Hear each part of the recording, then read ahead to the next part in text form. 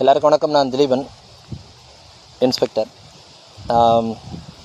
இன்றைக்கி சஸ்பென்ஷன் அப்படின்ற ஒரு செய்தி வந்திருக்கும். ஆக்சுவலாக இன்றைக்கி இல்லை, என்னை நேற்றே சஸ்பெண்ட் பண்ணிட்டாங்க. நேற்று ஈவினிங்கே என்னை சஸ்பெண்ட் பண்ணிட்டாங்க. நைட்டு என் கையில் ஆர்டரே கொடுத்துட்டாங்க. பட் இந்த சஸ்பென்ஷன் எதுக்கு அப்படின்னு கேட்டால், சிலர் உண்மை நிரூபிக்கப்பட்டதுனால சஸ்பென்ஷன் சொல்லிவிட்டு அடுத்த கட்ட செய்திகளை போட தொடங்குவாங்க. இந்த விவரம் தெரியாதவர்கள். காவல்துறையில் சஸ்பென்ஷன் அப்படின்றது இதை விசாரிக்கிறதுக்காக என்னை சஸ்பென்ஷனில் ப்ளேஸ் பண்ணிட்டு தான் இந்த விசாரணை நடத்துவாங்க. ஸோ அந்த மாதிரி மேலும் அடுத்து எதுவும் போட்டுற வேண்டாம்.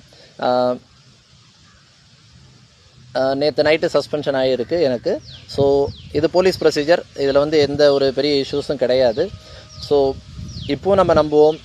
இது வரைக்கும் நான் யாரையும் பழித்து பேசலை. இந்த வீடியோ பதிவிடுறது தான் என்னுடைய தப்புன்னு எனக்கு தெரியும். வீடியோ டிபார்ட்மெண்ட்டில் அகெயின்ஸ்ட் டிபார்ட்மெண்ட் நான் யாரையுமே குறை சொல்லி பேசுகிறேன்.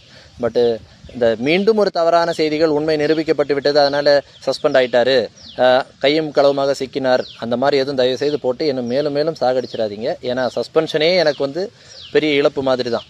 ஏன்னா இந்த ஏர்லியர் பீரியடில், இந்த சஸ்பென்ஷன் பீரியடில் நான் என்னை ப்ரூவ் பண்ணிட்டு தான் நான் திரும்ப இந்த வேலைக்கு வரணும்னு இருக்கிறேன். ஸோ இந்த சஸ்பென்ஷன் வாய்ப்பை நான் நல்லா இருந்துட்டு, நான் இந்த புகார்லேருந்து விடுபட்டதுக்கப்புறம் நான் திரும்ப யூனிஃபார்ம் போட்டுட்டு நான் ஃபர்தராக உங்களுக்கு நானே அப்டேட் பண்ணுறேன். அதனால் இன்றைக்கி சஸ்பென்ஷன்னு செய்தி வரும். உண்மையிலேயே 7 லட்சம் பேர் நேற்று நான் பேசின அந்த விளக்கத்தை கேட்டிருக்கிறீங்க. 3000 பேர் அதில் கமெண்ட் பண்ணியிருக்கிறீங்க.